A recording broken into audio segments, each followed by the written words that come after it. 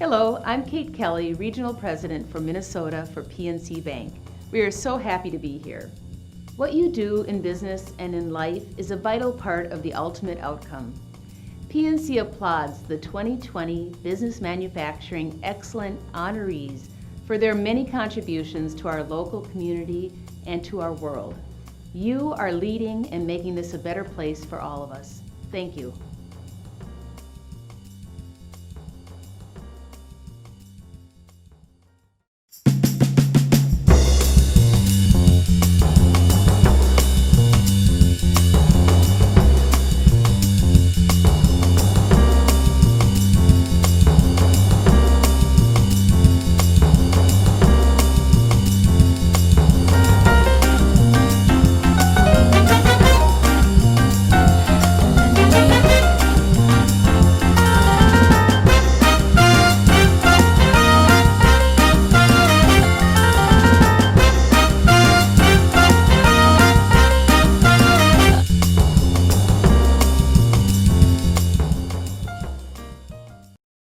Good afternoon and welcome to TCB's Manufacturing Excellence Conversation Series. I'm Allison Kaplan. I'm Editor-in-Chief of TCB. Thank you so much for joining us over the lunch hour. Today is the 6th event in our 5-week series highlighting recent achievements, strategies, responses to COVID-19 of all of our Manufacturing Excellence Award recipients this year, featured in the current issue of Twin Cities Business. For those of you joining us today, feel free to use the comment section right on the lower portion of your screen. If you want to weigh in, if you want to join the conversation, if you have a question for our guest today, we would welcome you to participate. Before I introduce our very special speaker, I would like to thank PNC Bank, Pro Staff, and Ware Technology Services. We couldn't do this without you. Also want to thank our industry partners, Minnesota Precision Manufacturing Association and Manufacturers Alliance, as well as our video production partner, Studio 120. And now it is my honor to introduce Vicki Holt, President and CEO of Protolabs. Hi, Vicki. Hi. Thanks for joining us live from your lovely kitchen. It's so great to be here, and we are so thrilled at Protolabs to be honored alongside so many awesome Twin Cities manufacturers. Well, it's really our honor to include you in this and to recognize you specifically for your response to COVID-19, which we're going to get into. First, for anybody who doesn't know you, and I don't think there are many, but let's just tell them a little bit about you. Vicki, of course, is President and CEO of Protolabs, a role she has held since February of 2014. Vicki's leadership, strategic planning, operational, and international experience provide valuable insights to the company and the board of directors. As CEO, she's also responsible for determining strategy, articulating priorities, and managing continued growth. She's a member of the board of directors of the National Association of Manufacturers, Waste Management Incorporated, Piper Sandler, Watlow, Minnesota Business Partners, and Dunwoody College of Technology. We're lucky to get a few minutes of your time today. Thank you, Allison. So let's go back to the early days of this pandemic. We know that Protolabs put together a rapid response team. What did that look like? And do you remember when you first became aware of COVID-19? And oh, yes. Okay, so it seems so long ago. I know. But yes, as we first started watching what was happening in China and then in Europe, we realized that we were going to need to put together an action plan for what would happen in a pandemic here. And so we very quickly assembled a COVID-19 emergency response team led by myself, along with several of my team members and others across the company. And we began meeting twice a day as to what we were going to do to respond to this. And one of the first things we knew is that we are an essential business. We manufacture parts for medical devices, for computer electronics, for emergency equipment. We knew we had to stay operational. So to do that, we knew we needed to protect the health and welfare of our employees, our customers, and our communities. So first we focused on safety. And I tell you, I was so impressed with how the manufacturers across North America came together to share best practices and how they were setting up their operations for social distancing, for personal protective gear, for temperature screening, and we pivoted a lot as we learned, but made sure our employees were safe. So that was first and foremost. The second thing we started thinking about, and again, just so for people who don't know who Protolabs is, we are what we do is we help companies go from design to commercialization very, very quickly and efficiently. And we do that because we're a digital manufacturer. We've used proprietary software to automate a lot of the steps that other companies have to do manually. That takes a lot of time. We do it digitally. We do it in seconds. And that allows us to provide custom parts to medical devices, to computer electronics, to satellites, whatever, very, very quickly. So we started thinking we are in a unique position to help in this situation. There was need for protective equipment, for test kits, for respirators, ventilators, things to both combat the disease and to keep our medical community healthy. So we put together a COVID-19 customer response team. This was made up of sales leadership, design engineers, project management, people who would help innovators or companies accelerate their ideas from idea all the way through to commercialization very quickly. We manage these projects actively through our plant floor to make sure COVID-19 projects came to the forefront quickly and were produced and moved through before other projects. So we really, it made us feel good because we felt we were making a difference. Absolutely. I mean, that's really impressive. I'm curious, were you doing all that before the orders started pouring in, you know, specifically for face shields and ventilator parts? Which came first? It was simultaneous. It was happening so fast. And we were watching some of these orders come in, and we quickly assembled this team, and then it just began to accelerate. And I think that along with, frankly, social media helped. It helped people know that Protolabs had this COVID-19 team, and if you needed to get something done quickly and you needed to move it to commercialization, we're a great solution for you. So I think news traveled very quickly, and we saw a very strong response. I think when we went to press on this issue at that point, you had made over 8 million parts related to COVID-19 equipment. Can you tell us about a few of the big projects that you've worked on? Oh, yeah. So I can talk about the ones that I'm allowed to talk about. Some of our customers are pretty confidential because we make custom parts that are very, very proprietary. But some of them that I thought were really exciting. We worked with the University of Minnesota with a group of scientists there who had an idea for making a respirator from basically what used to be a very manual approach. And we went through 2 iterations over a weekend, and got a prototype that then was able to move forward into some testing. So that was awesome. Pneumodex, we manufactured thousands of parts for them for test kits.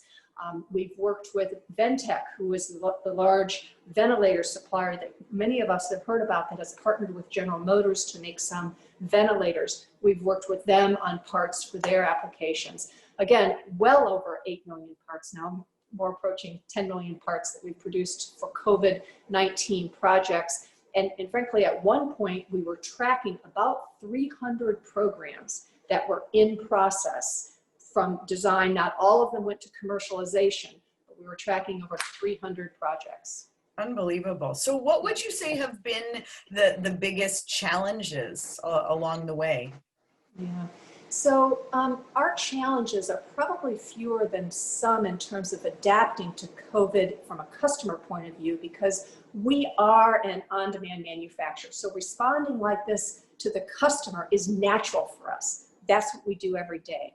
The challenges we've had have been more on, all the adaptations that all of us in business have had to make in terms of responding to both the pandemic, the economic crisis, which some of our industries are not performing the way they did COVID due to the economy, and frankly, some of the other social unrest that we're dealing with, particularly in the Twin Cities, which is our global headquarters. So it's been that, adapting to how to work effectively remotely. We've learned a lot that we're going to take forward going forward, but some of those things have been the bigger challenges. So how have you, as a leader, I mean, obviously managing this enormous and really, critical workload with the welfare of your own team and the health of the business at large beyond the pandemic, how do you do that, especially when you're working from home? Yeah, there's no playbook for this, and we're all learning.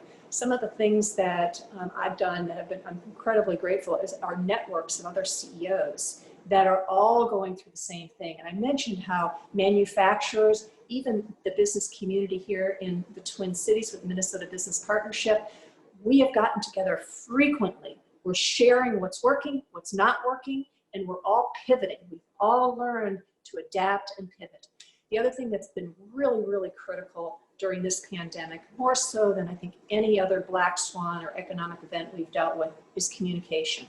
It's compounded by working virtually, but you cannot over-communicate in this environment. You've got to be out in front, talking to people, listening to people, hearing what they've got going on, and then responding. So it's been, the communication level of both myself, my team, all the managers in Protolabs is at a much, much higher level.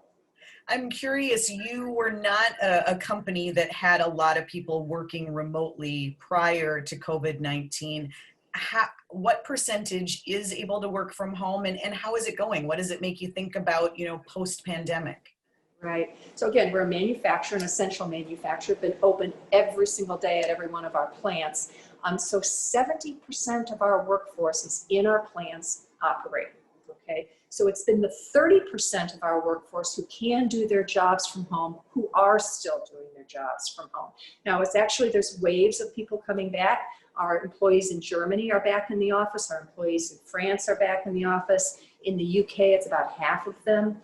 Here in North America, we're in what we call phase one of our return for work, and that's entirely voluntary.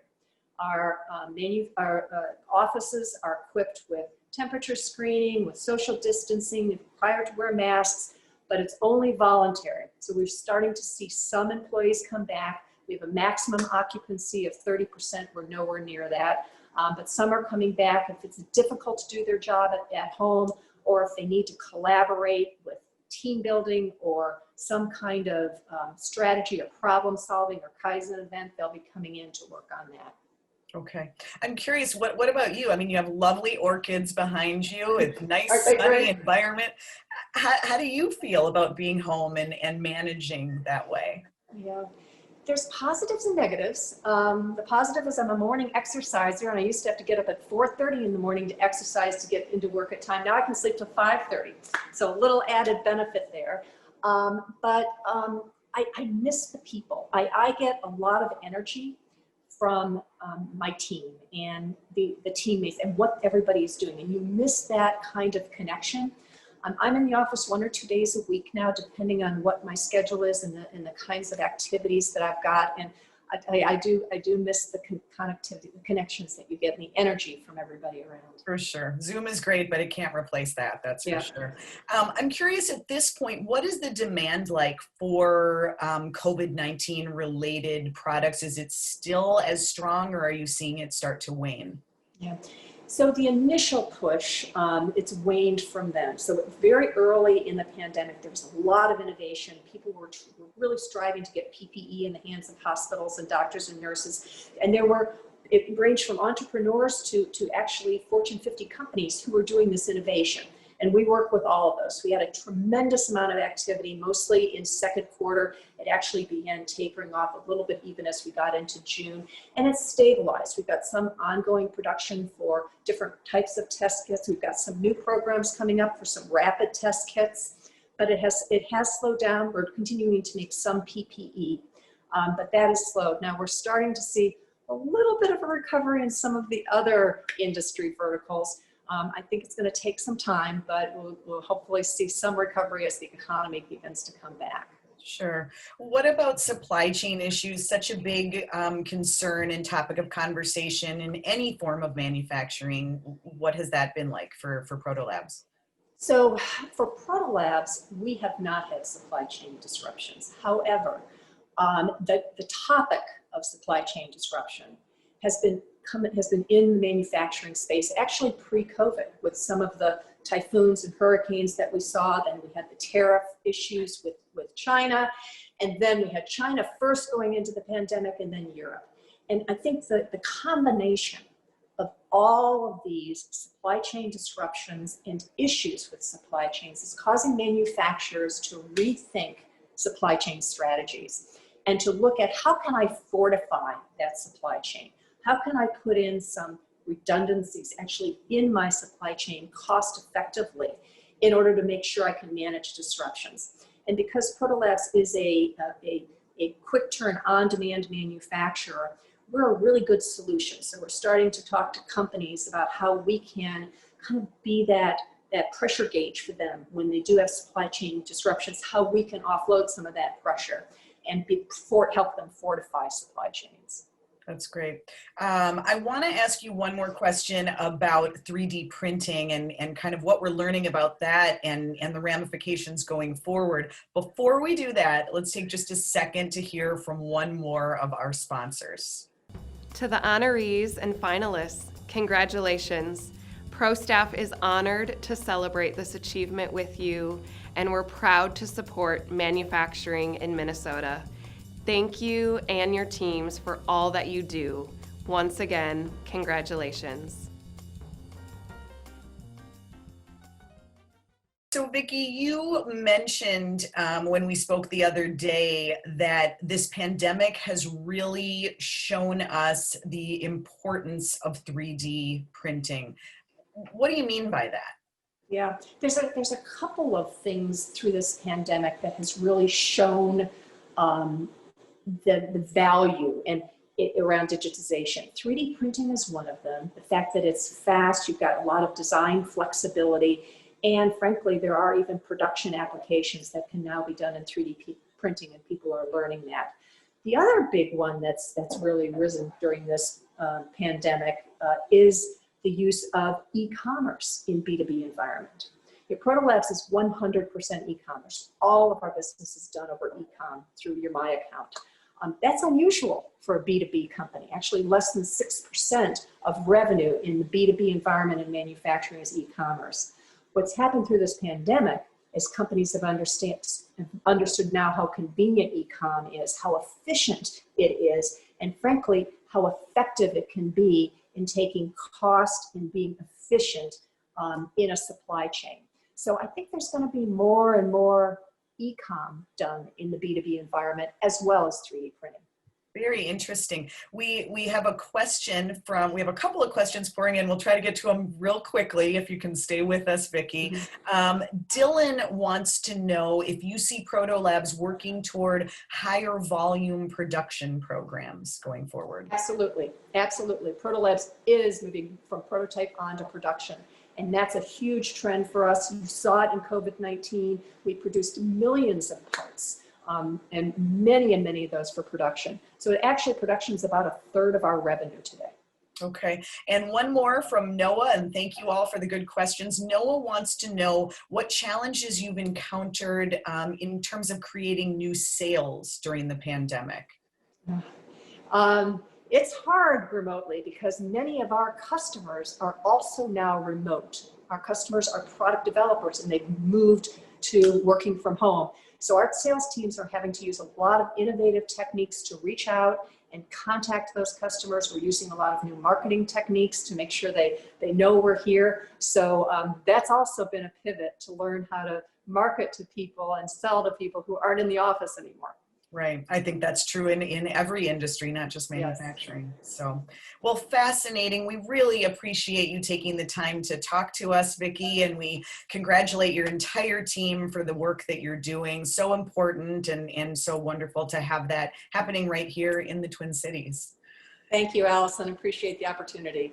Absolutely. Thank you all for joining us today. We want to just quickly thank our sponsors again, PNC Bank, ProStaff, and Ware Technology Services, as well as our industry partners, Minnesota Precision Manufacturing Association and the Manufacturers Alliance. Thank you all for joining us. We'll be back next week to talk to Lake Shirts about their production during the pandemic.